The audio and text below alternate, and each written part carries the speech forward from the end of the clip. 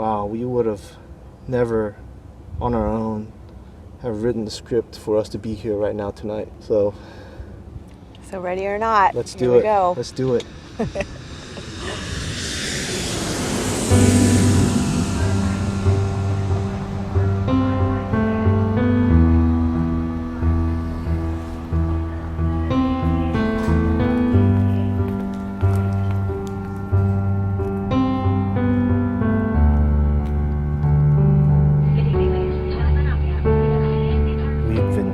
Trying to have children for the last 9 years, and in that time we discovered that we had some struggles with infertility. I can't wait to see what the next 12 hours or so holds. Tonight we could be going back to our hotel in California with our baby boy, and that's the hope that I'm holding on to. In a matter of hours, what I've always, for so many years, have wanted and prayed for is going to happen. You know, the whole trip it's all been about closing the distance between us and our son. I can't believe that we're this close.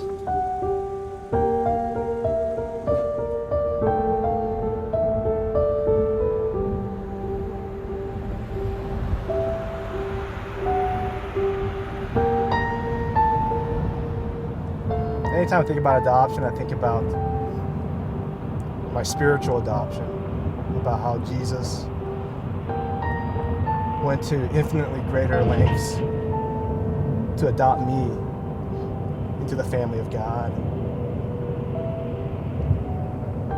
What a privilege it is to, in a smaller way, in a human way, live out some of the truth of the gospel.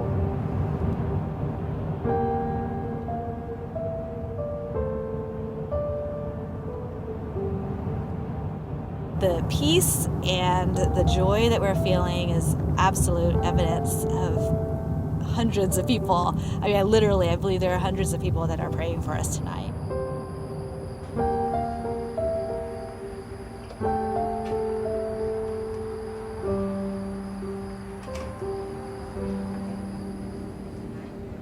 The nurse just asked us if we're excited to meet our son, and I paused for a second there because I think it's the first time that I heard someone else refer to him as our son.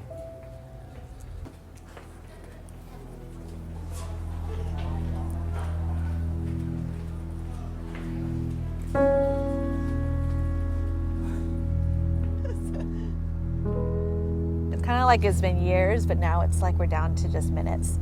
You know, and as we walk in, it's going to be seconds, and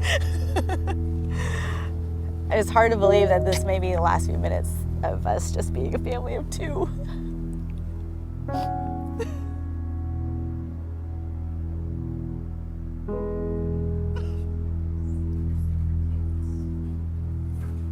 He's dying for dyes, so I'm not sure if he's going to have color dyes or not. It's fine.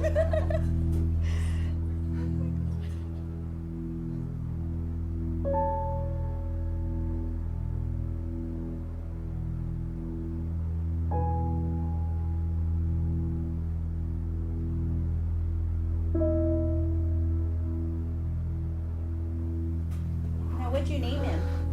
Jacob. Jacob. See, look at just now. He's not going to wake, and he's already looking for Buddy. Here, I got a rocking chair for you guys to sit on. How's it going? Waited so long to meet you. Oh my gosh. He's like the most beautiful baby I've ever seen.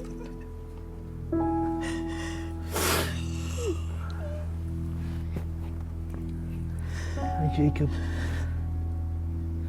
I'm your dad.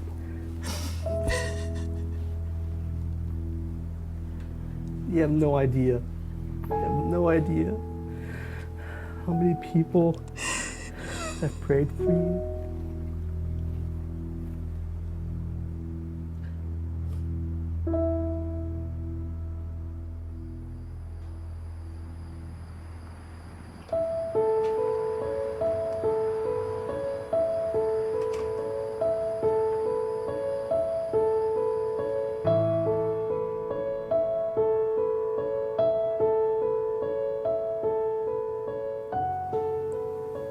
It's all gonna be okay now, buddy.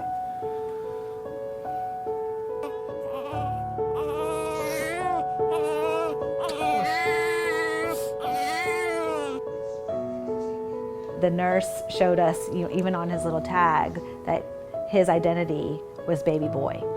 He didn't belong to anybody, he didn't have a name, but in the very instant where the nurse looked at us and said, "So what's his name?" And we both said together, his name is Jacob. And that very moment, instantaneously, he belonged to us, he had a name, and he was known.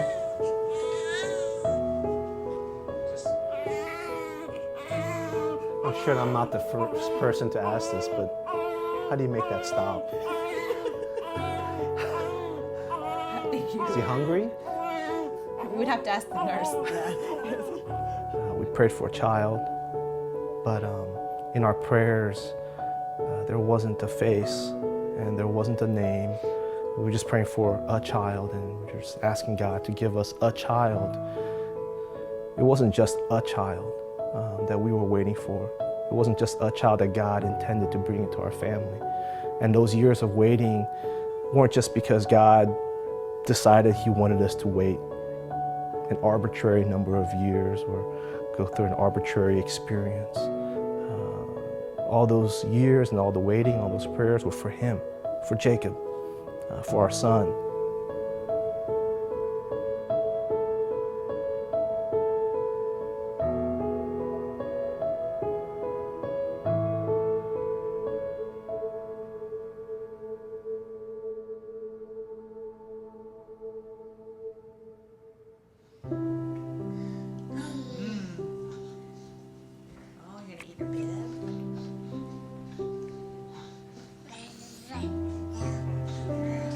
Well, it's been 10 months now since we've gotten Jacob. When I look at him and when I think about his future, I have so many hopes. My hope for Jacob is that God would be glorified through his life, through his story, not just his adoption story, but the story of his life and the chapters of which are still to be written.